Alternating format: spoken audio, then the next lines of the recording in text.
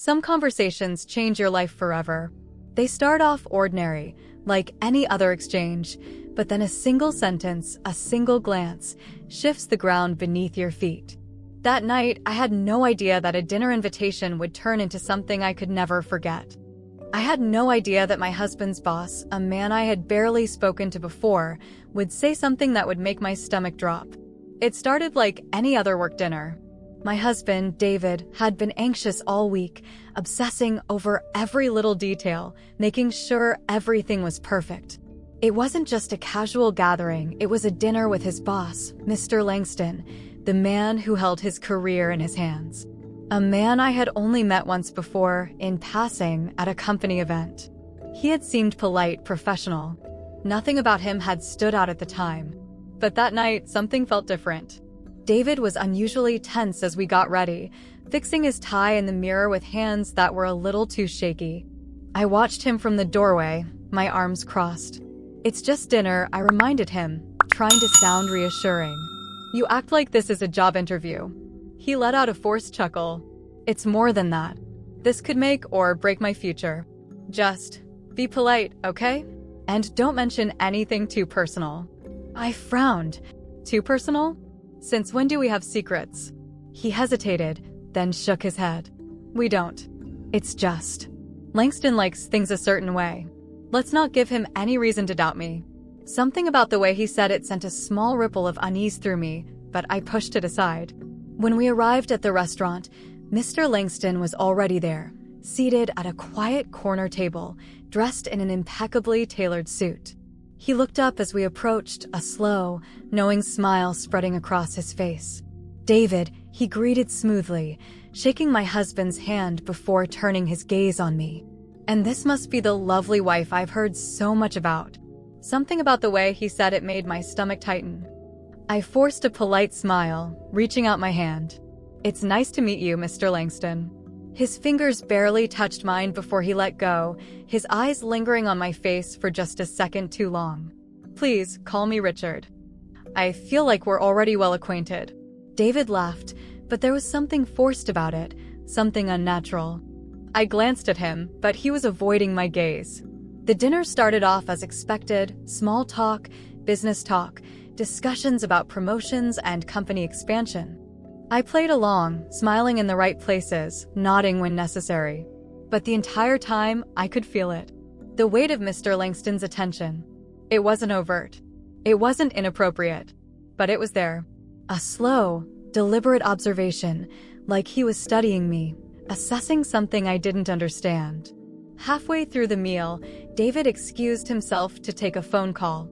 The moment he was out of sight, the atmosphere shifted. "Mr. Langston leaned back in his chair, swirling the wine in his glass, his gaze still locked onto me. "Tell me something," he said, his voice calm. "Do you believe in loyalty?" I blinked, caught off guard. "Of course." His lips curved, but there was no humor in his eyes. "Good. I value loyalty above all else. It's the foundation of any great partnership." I forced a polite smile. "I'm sure that's why my husband admires you so much. He's always talking about how dedicated he is to the company." Mr. Langston chuckled, setting his glass down. "Oh, I wasn't talking about him." A cold chill ran down my spine. "What?" He leaned forward slightly, his expression unreadable. "I was talking about you." The restaurant suddenly felt smaller, the air thicker. I tried to keep my voice steady. "I don't understand." His gaze didn't waver. "David has a bright future ahead of him. He's a hard worker. But hard work only gets you so far. Sometimes success requires assurance." I swallowed, my hands tightening around the napkin in my lap. Assurance. He smiled, slow and deliberate. Yes, assurance that he has a strong foundation. A wife who understands the importance of sacrifice. A woman who knows that in order for her husband to succeed, she needs to be cooperative. A rush of heat flooded my cheeks.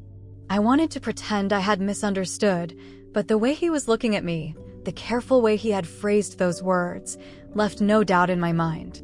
I exhaled slowly. "I think I should go." His smile didn't fade. "That would be a mistake." I stood, gripping the edge of the table to steady myself. I don't think so. His eyes darkened just slightly. David would be very disappointed. The words hit me like a slap. Not a threat. A statement. A quiet reminder that this wasn't just about me.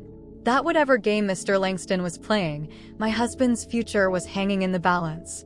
Before I could respond, I saw David approaching from the corner of my eye, completely oblivious to the silent battle taking place at this table. I forced my hands to relax, my face smoothing into something neutral. Thank you for dinner, Mr. Langston. I appreciate the invitation. David slid back into his seat, flashing an eager smile. What did I miss? Mr. Langston picked up his glass, his gaze never leaving mine. Oh, nothing important. Just getting to know your wife a little better. David chuckled. Well, I hope she made a good impression. Mr. Langston's smile widened. Oh, she did. And something tells me she'll be very loyal. I held my breath, willing my face to remain unreadable. My entire body screamed at me to grab my husband and leave, to walk away from whatever was happening here. But I knew I couldn't. Not yet. Because in that moment, I realized something terrifying. Mr. Langston wasn't asking. He was telling me what was about to happen. And I had no idea how to stop it. The rest of the dinner passed in a blur. I barely tasted the food, barely registered the conversation. My mind kept replaying Mr. Langston's words, the quiet weight of them pressing down on my chest. David would be very disappointed. It wasn't a suggestion. It wasn't even a warning. It was a statement of fact, one that left no room for argument. And the worst part? My husband had no idea. I forced myself to sit still, to smile when necessary, to keep my hands from shaking. David was too busy talking about his new project, too eager to impress, to notice the way my posture had stiffened, the way my breath had become shallow. Mr. Langston, on the other hand, noticed everything. He didn't speak to me again for the rest of the meal, but I could feel his gaze, his amusement, his quiet confidence. He had already decided the outcome of the situation. He thought I would fold. He thought I had no choice. The car ride home was quiet. David was still in his own world, talking about how well things had gone, how he thought he had really connected with Mr. Langston. He likes you, he said, glancing at me with a grin. I could tell. He was watching you all night. I gripped the edge of my seat. Yeah, I noticed. David didn't pick up on my tone. That's a good thing. If he trusts you, he trusts me. That's how promotions happen. He values loyalty above everything. That word again. Loyalty. I swallowed hard. David, do you really think that's all he values? He frowned. What do you mean? I hesitated. How could I say it? How could I even begin to explain what had just happened without sounding insane? Without ruining everything my husband had worked for? Nothing, I said quickly. I'm just tired. He nodded, already turning his focus back to his career. I think tonight really sealed it for me. This promotion?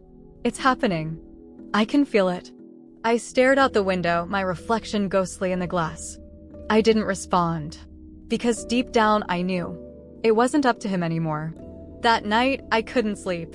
Every time I closed my eyes, I saw Mr. Langston's face. The way he had looked at me. The way he had spoken. He wasn't talking about my husband. He was talking about me. At 2 a.m., I finally gave up trying to rest.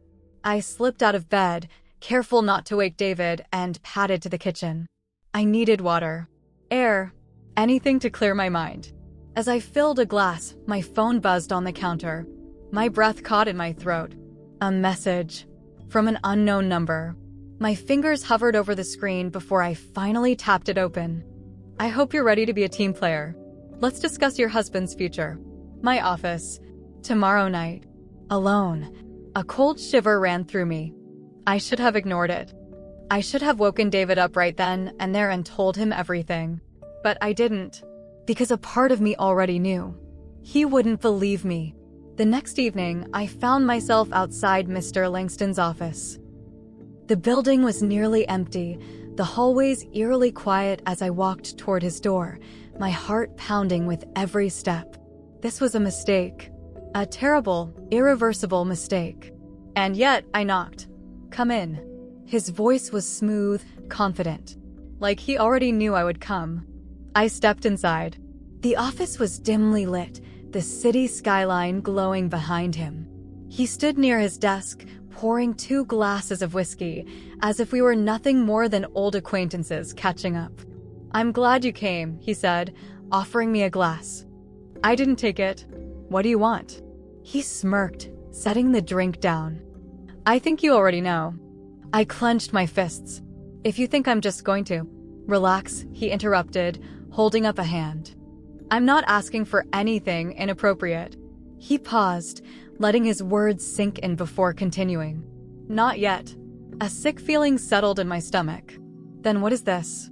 Some kind of power play? You think you can just control people's lives?" His smirk faded. "I don't think I can." "I know I can. And right now, your husband's career is dangling by a thread." I stiffened. "You wouldn't." "Wouldn't I?" His voice was soft, but there was steel beneath it. "One word from me, and he's finished. Years of work, gone in an instant. You think I haven't done it before?" I swallowed hard. "Why are you doing this?" He leaned back against his desk, studying me. "Because I like control. And because I don't like loose ends." "I'm not a loose end." "That remains to be seen." A tense silence stretched between us. I could feel the walls closing in, the weight of the situation pressing down on my chest. I had 2 choices. I could give in, or I could find a way out. My hands curled into fists at my sides. "You think you have power over me, but you don't." He chuckled. "Don't I?" I took a slow breath. "Actually, no, you don't. Because you just made a mistake." His brow lifted slightly. "Oh!" I reached into my pocket and pulled out my phone, turning the screen toward him. "Recording in progress." His expression darkened. "You think that changes anything?" I tilted my head. "Maybe not. But I'm willing to bet the board of directors wouldn't be too thrilled to hear how you conduct business." He exhaled slowly, a flicker of something unreadable crossing his face. For the first time, he looked uncertain. I took a step closer. "Here's how this is going to work. You're going to leave David alone. You're going to approve his promotion. And you're never going to contact me again." Silence. Then, after a long pause, he smirked. "I underestimated you." I held his gaze. "Yes, you did."